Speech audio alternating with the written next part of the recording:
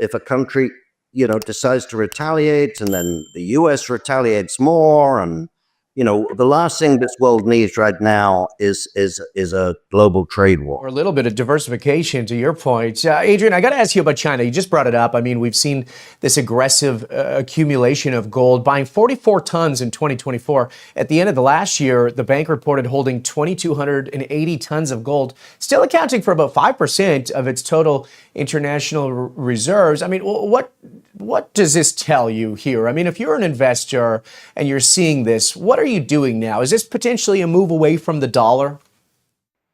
Yeah, absolutely. I mean, let's first of all say, if you or I were Chinese in the Politburo, would we be wanting to sit with the majority of our reserves in US dollar at this point in time? I don't think so.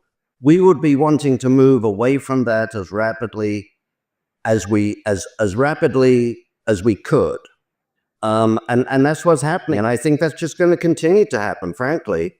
And I don't want to get political here, but when President Trump threatens the BRICS with 100% tariffs, what's the reaction of countries? What's the reaction of Brazil or South Africa or Indonesia, let alone China? Do they say, "Oh my gosh, Mr. President, we're so sorry, we didn't really mean it. Forget it. We'll sell all that gold and we'll buy the dollar"? Of course not.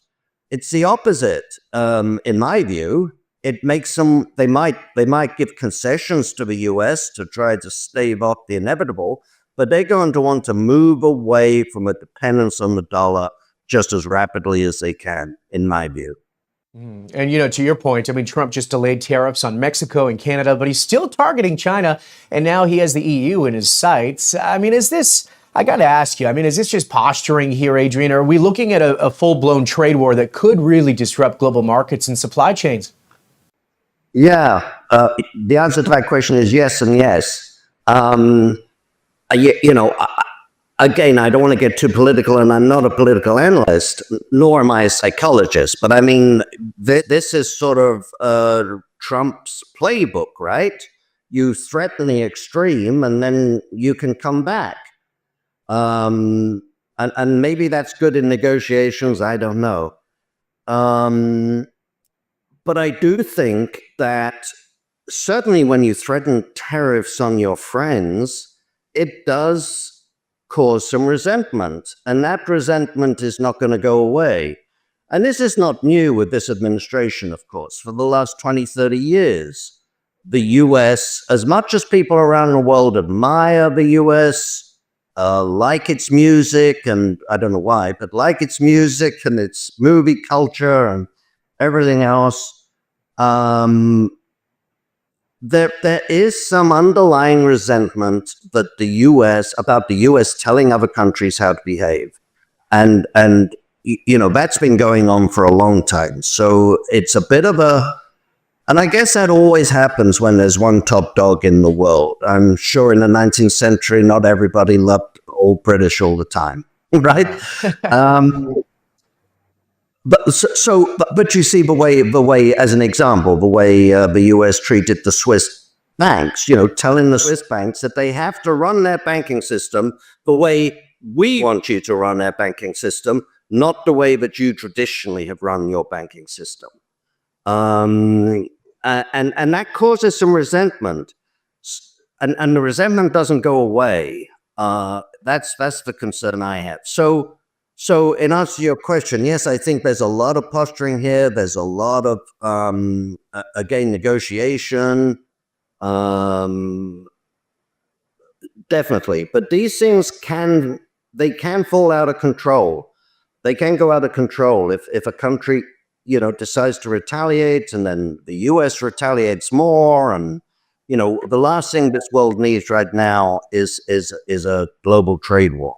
Because we saw what Oh, and it seems to happen so darn quickly. I mean, let's talk about the stagflation risks here too. And when we're talking about the economy, because we're seeing short-term yields, rise on inflation fears, but long-term yields are falling. Textbook stagflation, warning signs here. So, I mean, you look at what's happening in the EU. So, do you see this as becoming more of a crisis this year while we have this change of power?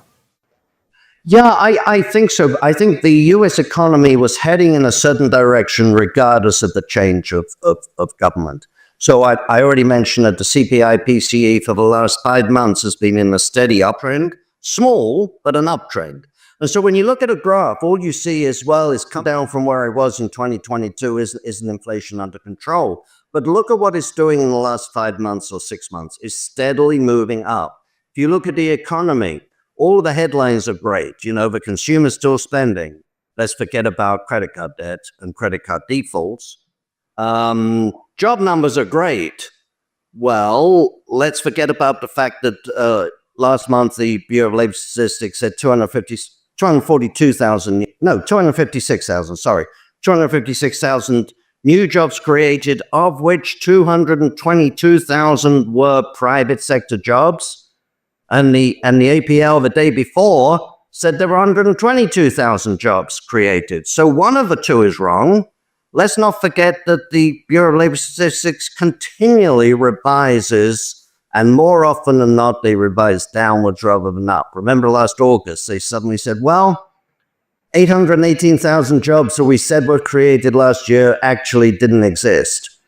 So the jobs numbers look good on the surface, but are they that good underneath? Let's not forget that last year, the majority of new jobs, and this is literal, 2023, the majority of new jobs were either part-time or government. That is not a healthy jobs market in my view. So I think these things are all coming to a head. So yes, stagflation, I think, is and for stagflation, we don't have to have runaway inflation. We don't have to have a depression. Stagflation simply means that the economy is growing at a lower rate than the rate of inflation. That's all. And I think we're heading that way. And in the stagflation environment, the best performing asset historically has been gold. Yeah. Okay. Well, I mean, this gets to my next point. It's so interesting, and we've been reporting on these, magic job numbers just going away before our eyes. It'll be interesting to see whether this new administration will be very, vulnerable and kind of forefront with some of these numbers. And I mean, Adrian, if the Fed is stuck between inflation and recession, obviously it makes gold the best hedge, not just for inflation, but for economic slowdown too. What are your thoughts here? No, absolutely. Everybody thinks of gold as an inflation hedge. If you asked 100 people in the street, 99 would say gold's an inflation hedge. And that's because of recency bias. In the 1970s, gold was an inflation hedge. But throughout history, gold has acted better in deflations and in inflations. But gold is really a hedge against monetary chaos. And that can be inflation, or it can be deflation, or it can be recession. And in a recession, of course, people go to gold, and the statistics show this up. I don't have them off the top of my head, but in the last, 9 recessions since the 1960s, gold has gone up in about 7 out of 9. So gold has a very good track record of going up during recessions. And the reason gold goes up in recessions is because in a recession, you start to look ahead and say that the central banks are going to have to cut interest rates and ease monetary policy. And that's positive for gold. It's not the recession itself is good for gold. It's the response to a recession gold. So I think we're definitely heading towards a stagflationary environment, in my view, and that will be positive for gold. Yeah, I told our audience that you were coming on the show here, Adrian, and they were asking me on X to get your gold outlook. So I have to ask you about prices. I mean, break down short-term targets, long-term targets. I know we got that psychological level of $3,000 gold, but we're damn near there.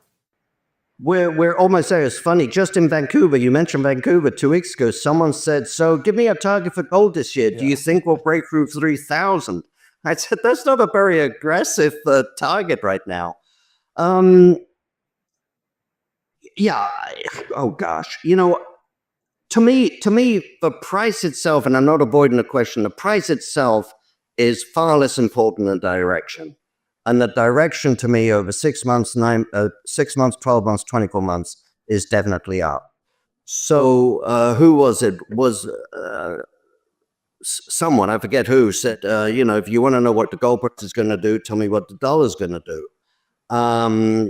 And gold is moving up in the face of a strong dollar. So when the dollar turns, if the dollar turns, then gold could move just dramatically higher in terms of US prices. I don't know. I wouldn't be surprised at all to see, we might get some backwards and forwards at the 3,000 level. We often do. But the way gold is moving right now, I think we could easily just break right through it. And remember, if most of your buyers are non-US people, right, they're looking at gold priced in Australian dollars or Chinese yuan or Japanese yen. They're looking at gold in their own currency terms. And so 3,000 is not a magic number for them. So I wouldn't be at all surprised to see 3,500 to 4,000, that kind of range, within the next 12 months. Yeah, fascinating. Well, we'll watch for it. I got to ask you before we let you go here. I mean, markets are focused on inflation, the Fed. We're talking about some of these issues with tariffs, but what's the biggest geopolitical or financial risk that investors aren't pricing in here? I mean, there seems to be some underpriced risks right now. Gosh, I wish you'd asked me the thought about it. I mean, I think certainly the high debt levels are something that certain people are beginning to really look at because they're unsustainable. Frankly, they are not just in the U.S. but in certainly in most of the major economies around the world. Debt levels are simply unsustainable. And so that means something's going to break, something's going to change. That certainly is a big risk. Yeah. Debasement. I wonder what it'll take, when you talk about Trump with these 100% tariffs on BRICS countries and stuff. I wonder who's going to, front run this. Who's going to win? The problem is with tariffs, nobody wins. Nobody wins. The consumer always loses because the truth is we produce things as individuals and as countries that we have special skills at, and we exchange them for things that other people produce that they have special skills at. And that's what makes that's what makes the global economy grow. So in a trade war, nobody wins. Yeah, nobody wins. Okay, well, we're going to watch the environment, maybe $3,400, $4,000 gold. Adrian Day is the CEO of Adrian Day Asset Management. Thanks for joining us today, my friend. Appreciate your time. Thank you very much, Jeremy. It was interesting. It was fun. Yeah, looking forward to the next one. Thanks, Adrian.